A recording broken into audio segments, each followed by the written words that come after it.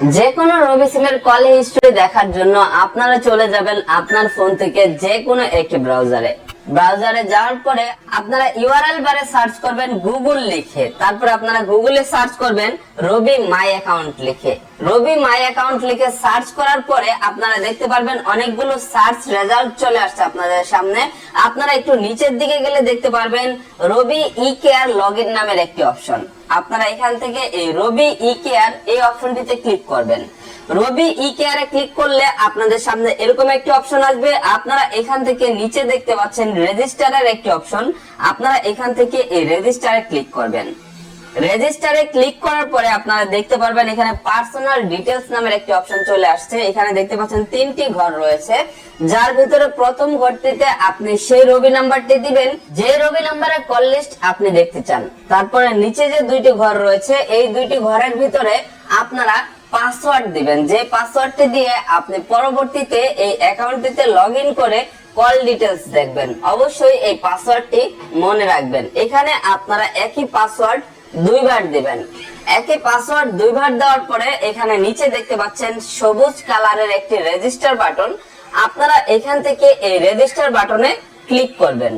Register বাটনে click করলে ওই ফোনে একটি কোড চলে যাবে, যেটা সিক্রেট কোড বলা হয়। আপনাদের যে কাজটি করতে হবে ওই ফোন থেকে জাস্ট একবারের জন্য ওই কোডটি কালেক্ট করতে হবে। ওই কোডটি কালেক্ট করার পরে এখানে এই যে সিক্রেট কোডের জায়গায় আপনারা ওই কোডটি বসিয়ে দিবেন এবং কি নিচে দেখতে পাচ্ছেন এখানে একটি অপশন রয়েছে সাবমিটের। আপনারা এখান থেকে ওই কোডটি বসিয়ে সাবমিটে ক্লিক করবেন। সাবমিটে ক্লিক করার পরে দেখতে পারবেন আপনাদের সামনে ইউ হ্যাভ রেজিস্টার্ড সাকসেসফুলি লেখা আসবে। এবার আপনারা করবেন কি, এখান থেকে দেখতে পাচ্ছেন এই যে লগইনের অপশন, এই লগইনের অপশনে গিয়ে আপনারা এখানে ওই রবি নাম্বারটি দিবেন এবং কি নিচে আপনারা ওই পাসওয়ার্ডটি দিয়ে দিবেন। রবি নাম্বার এবং কি পাসওয়ার্ড দেওয়ার পরে নিচে দেখতে পাচ্ছেন সাইন ইনের একটি অপশন। আপনারা এখান থেকে এই সাইন ইনে ক্লিক করবেন। সাইন ইনে ক্লিক করার পর আপনারা ওই সিমের সকল ডিটেইলস দেখতে পারবেন ওই সিমে কত টাকা ব্যালেন্স রয়েছে এবং আপনি দেখতে পারবেন ওই সিমের প্ল্যান কি।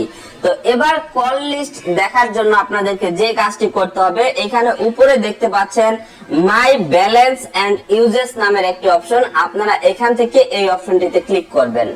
এই অপশনটিতে ক্লিক করার পরে আপনারা এখানে দেখতে পাচ্ছেন মাই ইউজেস নামের একটি অপশন রয়েছে। আপনারা জাস্ট এখান থেকে এই মাই ইউজেস এই অপশনটিতে ক্লিক করে দিবেন। এই অপশনটিতে ক্লিক করলে আপনাদের সামনে এরকম একটি অপশন আসবে। এখানে দেখতে পাচ্ছেন মাই ইউজেস হিস্টরি নামের একটি অপশন চলে আসছে।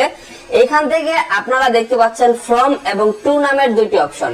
এখানে আপনারা লাস্ট 30 দিনের ডেট সিলেক্ট করে দিবেন। লাস্ট 30 দিনের ডেট সেট করে দিয়ে আপনারা এখান থেকে দেখতে পাচ্ছেন সিলেক্ট কল টাইপ নামের একটি অপশন। সিলেক্ট কল টাইপের জায়গায় আপনারা ভয়েস সিলেক্ট করে দিবেন যদি আপনারা কল লিস্ট দেখতে চান।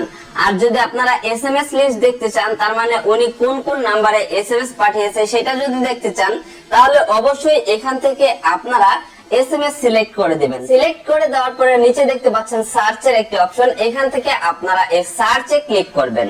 সার্চে ক্লিক করলে দেখতে পারবেন আপনাদের সামনে লাস্ট 30 দিনের কল লিস্ট চলে আসছে। এখানে দেখতে পাচ্ছেন আমি এই সিমটি দিয়ে তেমন একটি কথা বলি না, যার কারণে এখানে অল্প কয়েকটি কল লিস্ট আসছে। তো এখানে দেখতে পাচ্ছেন যে কয় টাকার কথা বলা হয়েছে, কয় মিনিট কথা বলা হয়েছে এবং কয়টার সময় কথা বলা হয়েছে। বন্ধুগণ, বলে রাখা ভালো, এখানে শুধুমাত্র আপনারা আউটগোয়িং কলের কল লিস্টটা দেখতে পারবেন। তার মানে হচ্ছে আপনি যে সিমের কল লিস্ট দেখবেন ওই সিম ব্যবহারকারী যাকে যাকে কল করেছে শুধুমাত্র আপনি সেই নাম্বারগুলো দেখতে পারবেন এবং ওই সিম ব্যবহারকারী কাকে কাকে এসএমএস করেছে আপনি শুধুমাত্র সেই নাম্বারগুলো দেখতে পারবেন।